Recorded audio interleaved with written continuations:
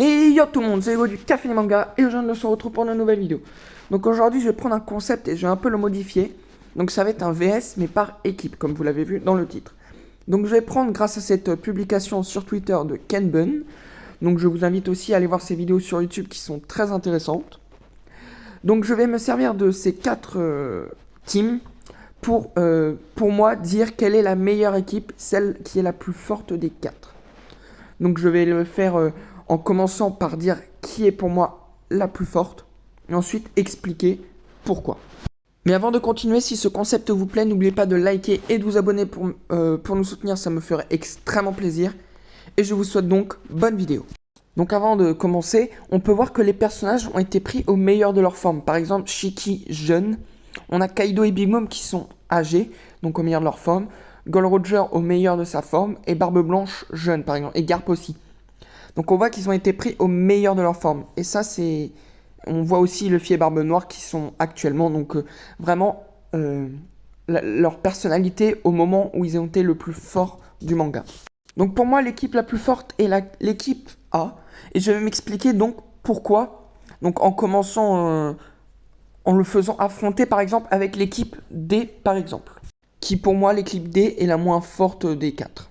Donc pour commencer, je pense que Chebek déjà devient Garp et Sengoku, tout simplement parce qu'on sait que Chebek, sur la bataille de God Valley, avait affronté Roger et Garp au meilleur de leur forme.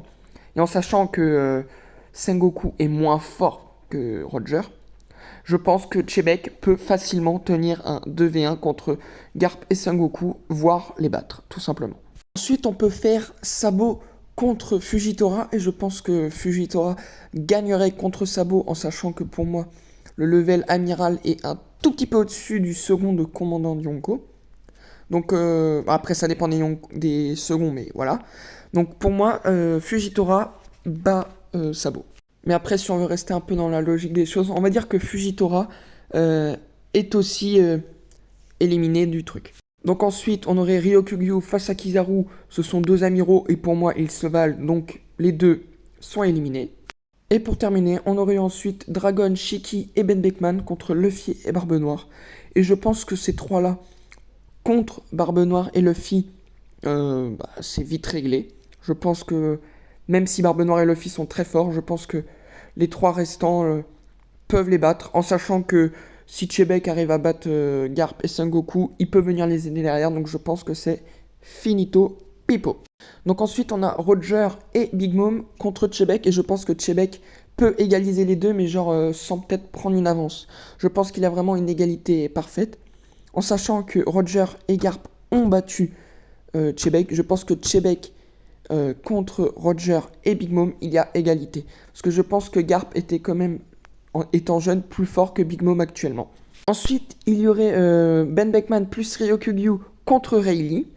Donc je pense que les 2 que j'ai cités contre Rayleigh peuvent le battre, parce que c'est quand même un amiral et un second Yonko contre un ancien second empereur, mais je pense que Rayleigh a un petit peu plus haut niveau que Ben Beckman étant maintenant.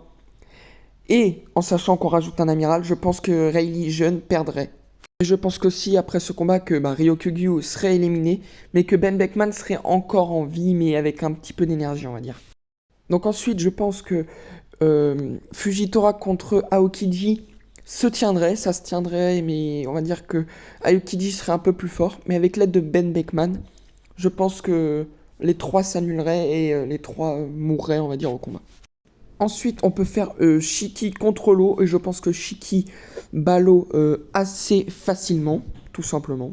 Ensuite, on pourrait avoir un Dragon contre Kaido. Je pense que ce serait un combat déjà assez équilibré, mais avec l'aide de Shiki avec Dragon, je pense que Kaido se ferait battre.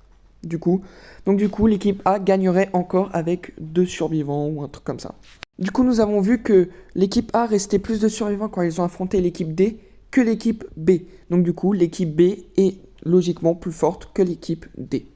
Il me reste donc l'équipe A contre l'équipe C, qui est un combat pour moi le plus dur à départager, mais je vais quand même dire pourquoi je pense que l'équipe A est plus forte que l'équipe C. Bon, déjà, on va commencer assez facilement avec Ben Beckman qui est plus fort que Kid. On a eu déjà des informations dans les derniers chapitres où on sait que Ben Beckman a éclaté l'équipage de Kid. C'est pour ça que Kid a perdu un bras et que son équipage ont perdu. Ce n'était pas contre Shanks, mais tout simplement contre Ben Beckman. Donc Ben Beckman bat Kid sans grande difficulté. Ensuite, on va faire Fujitora et Ryokugyu contre Akainu. Donc, dans la toute logique, les deux amiraux battent Akainu. Donc allez, avec un petit doute, on va dire que l'un des deux amiraux va perdre. On va dire que c'est Ryokugyu, vu que c'est plus lui qui est un peu à foncer dans le tas.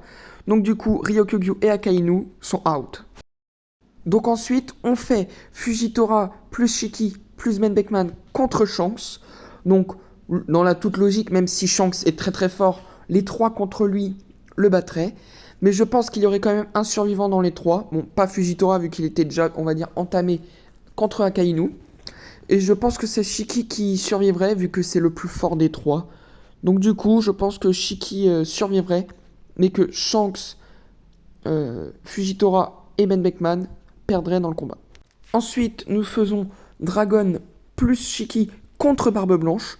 Donc dans le doute, même si Barbe Blanche pour moi est un petit peu plus fort que Dragon, si on rajoute Shiki, on va dire que ça s'égalise. Donc les trois sont out juste après ce combat. Et donc pour terminer, je pense que Chebek assez facilement peut faire un 2v1 contre Mihawk et Oden. Donc quand je dis assez facilement, c'est pas facile non plus, mais genre je pense qu'il arriverait à les battre. S'il a réussi à tenir tête à Roger et Garp, je pense que contre Mihawk et Oden, il peut le faire. Donc du coup, l'équipe A gagnerait avec un seul survivant. Donc du coup, l'équipe C serait deuxième. Pour tout récapituler, je pense donc que l'équipe A terminerait premier et est donc la plus forte de ces quatre équipes. Ensuite, nous aurions l'équipe C, puis l'équipe B, et enfin, pour fermer la marche, l'équipe D. N'oubliez pas de me mettre en commentaire pour vous quelle équipe est la plus forte et pourquoi. Je commenterai et vous donnerai mon avis par rapport à vos arguments. Donc on se retrouve la semaine prochaine pour une nouvelle vidéo. C'était Hugo du Café des Mangas. Salut!